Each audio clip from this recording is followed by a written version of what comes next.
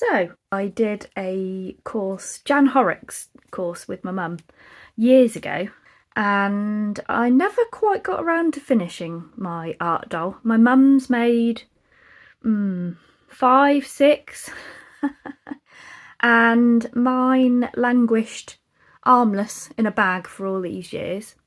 She was wearing this skirt, which has got these lovely little edging, this lovely edging. But I just decided that the skirt was a little bit too long, and I didn't think actually it was quite the right colour to go with the other fabric, because the body's quite a sort of pinky red. And for this doll, I had created the arms, although I have just finished them because the seam on the one that I'd sewn, it didn't have enough stuffing in it, so it was really floppy. So I've redone the seam of the one that I'd finished, and I've sewn the arm on, or the hand on to the arm of the one that I hadn't finished. So I now have 2 completed arms that aren't actually on my doll, but that's to go next. And you can see that her legs are sewn on. They're not jointed, although the button suggests they are. But I think for the design of the doll, it was better just to fix her legs in place. So I'll just show you her face as well. Not quite sure how I'm going to do her hair yet, how it's going to be, but I can't remember really much about making her, so I can't remember what I'd planned for her hair, but it's quite funky. So yeah, I really like how I did her feet. I think I might need to put a little bow on each one, and I covered the seam for sewing her feet on with a little bit of whatever this is. So I might do the same with her arms, so that the seam where her arm meets her hand, I mean, she could wear bracelets, couldn't she? So I think I'm going to do that. And I had printed some fabric specifically for her skirt. So this is the fabric. I'd made it from jelly prints, and then I'd had it printed at Contrade. And for some reason I've got these 2 sort of thinner pieces, and I really have no idea quite what I had planned. Well, I do. I think I'd planned to do 2 levels of the skirt with, so like this, 2 of these, and then attach the sort of second one to part way up the first one, so you've got kind of 2 tiers. But I think, well, what I'll do is I'll put this one on and I'll show you what it looks like, and then I'll tell you what I've decided to do instead. So just set her up again. So I actually think that length of skirt is long enough, and if I do that length of skirt with this fabric, I can cut the remaining fabric in 2, so that I've got a choice of different strips this length. And then what I think I might do is use this other coloured fabric, which matches the top part of her dress. And so I have 1 tier of the pattern fabric, and then another tier underneath of this blue coloured fabric that's actually a bit wider, so that it's a little bit more swooshy. So that's the plan. And then with the arms, I'm planning to do some kind of little sleeves. I did a test sleeve, so this was the shape. I actually did 2 test sleeves.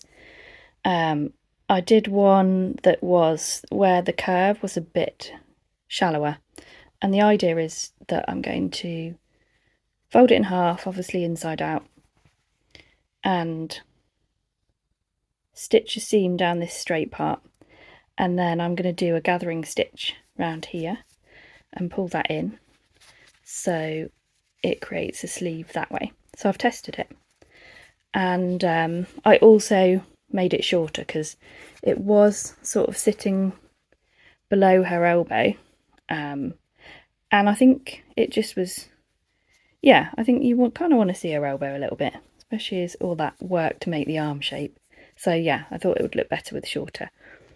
So I have cut 2 of the shapes in pink, and I wanted to try and make the seam really small. Don't know if you can see that. So I've just rolled it really small. I think I'm going to hand stitch those. Now I have done 2 arms. So this is what they look like. So that's going to be on the inside. Although maybe, yeah. So what I'm going to do is, see if you can see that. I'm going to stitch this to the inside of the arm so that it stays there. And then hopefully what I'm going to plan to do is to see if I can bunch this up and put a button on, and then use that button to create a joint for each of the arms. This one hasn't got a sort of bracelet type thing on yet. This one has. I think that looks quite good, although I haven't stitched it on yet. But I think the little bit of blue ribbon around the bottom looks quite good. And then I've got some different options. I'm thinking, I've just pinned this on. I'm thinking that the arm with this on looks a little bit better compared to the arm without that on, where you just have the skin. Just looks like it's sort of attached to the skin. So I think I'm going to add the little bit of ribbon to each side as well before I kind of joint the arm on. So that is the next step. So I have stitched the arms on. I think they look quite nice. I do like the edges here. I think that really makes it look like it's actually a top. So you'll notice that I've left this dangly thread, and that's because I'm not entirely sure I've stitched our arms on the best, so I might take them off. They're supposed to stay up. They're supposed to be tight enough that they stay up, but they don't really. I mean, that one does a little bit. And what I did is I used a double thread, and I started inside the armpit, went through that one, and you can see there's buttons on each side. So basically I went through both ways twice, but then it was really difficult to actually tighten it enough so that it's, yeah, so that the joints are tighter than this. So I'm going to leave it as is for now, and finish the skirt, and then I might have a chat with my mum and see how tight her arm joints are. And also the needle I had it's a doll needle, but it's maybe not quite long enough, and so I might see if my mum's got a slightly longer one. Yeah, I'm sort of surprised that I've actually managed to make them look as neat as that. So I'm not known for my neatness. But we will move on to the skirt, and that's really the final part. I might just do some finishing touches, but I think, yeah, the final part of actually completing her is the skirt. So I don't think I'm going to do the skirt as planned. I think the narrowness of the kind of piece that I was going to use for the top tier of the skirt, I think is a bit too narrow. So I'm going to have a think about how I'm going to do it.